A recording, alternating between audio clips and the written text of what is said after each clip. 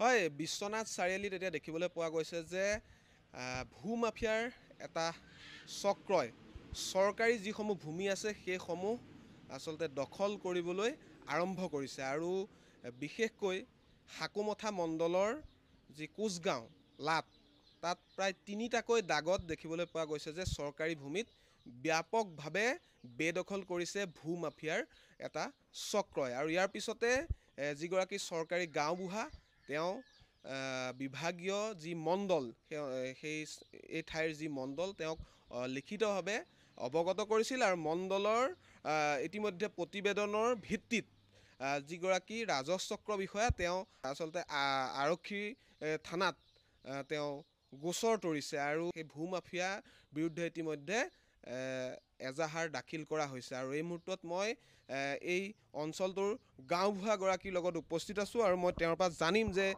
কোন কোন ইয়াৰ লগত জড়িত আৰু কোনকেইটা দাগত এই বেদখল হৈছে। হয়, এইটোতো তেওঁলোকে যেতিয়া প্ৰথম দখল কৰি আছিলে তেতিয়া মোৰ নিয়ম হৈছে কি মই চাৰ্কল অফিচাৰক জনোৱা আৰু এইটো VLMCC কমিটিৰ থ্ৰুদি মই সম্পাদকো হওঁ, গাঁও প্ৰধানো হওঁ, সেই হিচাপে মই জনোৱা দৰকাৰ। এই তেওঁলোকে যেতিয়া ডাম্ফাৰে যেতিয়া মাটি ভৰাই আছে তেতিয়া ৰাইজৰ পৰিলক্ষিত হৈছে, ওচৰ চুবুৰীয়া ৰাইজৰ ভাল গুণী মানি জ্ঞানী লোকৰ তো মোকেই প্ৰশ্ন সোধে এইটো কি কৰি আছে। মই কৈছোঁ এইটো কি কৰি আছে, বেয়া কাম কৰি আছে। গতিকে অতি সোনকালে মই জানুৱাৰী মাহত এখন আবেদন আকাৰে চাৰ্কল অফিচত জনালোঁ। তাৰপিছত মণ্ডলৰ হয়তো অসুবিধা হোৱাৰ কাৰণে অহা নাছিলে, আকৌ 7 ফেব্ৰুৱাৰীত আৰু এখন দৰখাস্ত দিয়াৰ লগে লগে মই যেতিয়া ফোন কৰিলোঁ আমাৰ চাৰ্কল অফিচাৰে ফোন পাই লগে লগেই মণ্ডলজনক পঠাইছে। সিদিনাখন দেওবাৰ দিন আছিলে, তো দেওবাৰ দিন আছিল যদিও মণ্ডলজন আহি উপস্থিত হ'ল, মই জেগাতে আছিলোঁ আৰু সেই ল'ৰাবিলাক সেইখিনিতে চবকে লগ পাই গ'লোঁ। তো মণ্ডলজনৰ ওচৰত তেওঁলোক চবে আহিল, মই মাতিলোঁ যে আপোনালোকে বুজিলোঁ কি কাম কৰি আছে, আপোনালোকে আমাৰ অফিচৰ পৰা মণ্ডল ছাৰ আহিছে বুজাই দিব আপোনালোকক। এতিয়া মণ্ডলজনে কৈছে আপোনালোকে কি কৰি আছে, এইটো বন্ধ কৰক, প্ৰথম বন্ধ কৰক, তাৰপিছত আপোনালোকে কি ক'বলগীয়া আছে অফিচত গৈ ক'ব, ইয়াত নহয়। এইবিলাক চৰকাৰী মাটি হয়, এইটো চৰকাৰী মাটি হয়, এইফালতো কোনোবাই দখল কৰিছে এইটোও চৰকাৰী মাটি হয়। গতিকে এইবিলাক বন্ধ কৰক, এইটো নিয়ম নহয়, নিদিয়া নহয় চৰকাৰে।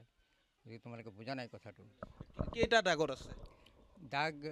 আমাৰ প্ৰথমতে 210 দাগ শ্মশানৰ নিচেই ওচৰতে, 4 লাইনৰ উত্তৰে শ্মশান আছে আমাৰ, 210 দাগ, হাকুমথা মৌজা কোচগাঁও খণ্ডৰ লাট, গোপচাৰ দাগ।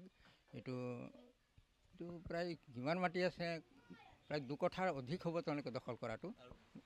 আৰু সিপিনি আছে সেই উত্তৰ চাইডেই গাহৰি পুখুৰী নামৰ এটা পুখুৰী আছে, পুখুৰীৰ ঢাপটোতেই মানে তেওঁলোকে আধা কাটি পেলাই সেইটোতে মানে মাটি ভৰাই আছে। সেইটো দাগ নম্বৰ 445 হ'ব, চিলিং চৰকাৰীটো। আৰু উজ্জ্বল বৰা নামৰে যেনে কৰিছে, এইফালে তেওঁলোকে বেদখলী আছিল বুলি কৈ পেলাই খাল খান্দিছিলে। এই খালটো বহুত দিন থাকিল, তাত মানুহো ডুবিল, তেওঁ মাছো পুহিছিল, কিন্তু এতিয়া খালটো যদি পুতি আছে সেইটোতো চৰকাৰী মাটি। এইটো 10 কঠা 15 লচা। আৰু মণ্ডলৰ ৰিপৰ্ট মতে 10 কঠা 15 লচা আছে। তাকে মই জাননী হিচাপে অৱগত কৰিছোঁ, মণ্ডলজনৰ লগত আমি অৱগত তেওঁলোকক কৰিছোঁ। এতিয়া চৰকাৰে কি ব্যৱস্থা লয় এইটো ল'ব পাৰে, বিহিত ব্যৱস্থা। ইতিমধ্যে এজাহাৰ দাখিল কৰিছে চক্ৰ বিষয়ে। এজাহাৰ মই দাখিল কৰিছোঁ। চক্ৰ বিষয়ে এজাহাৰ দাখিল কৰিছে, হয়, আৰক্ষী থানাত হয়। চক্ৰ বিষয়া এজাহাৰ দাখিল কৰিছে যদি কৰিব পাৰে চৰকাৰী ৰুল মতে। হয়, যি আপুনি উজ্জ্বল বৰাৰ নাম ক'লে, তেওঁ কিবা ডকুমেণ্টছ দেখাইছে নেকি তেখেতৰ বেদখলী আছে বুলি, যিহেতু আপুনি ক'লে? আছে বুলি তেওঁ কয় বেদখলী আছে। মই কৈছোঁ খাজনা ৰচিদ দেখুওৱা, আজিলৈকে দেখুৱাব পৰা নাই মোক। সেইকাৰণে মই ভাবিছোঁ বা মণ্ডলজনকো কৈছিলোঁ চৰকাৰী মাটি, মণ্ডলজনে কৈছে এইটো চৰকাৰী মাটি হয়।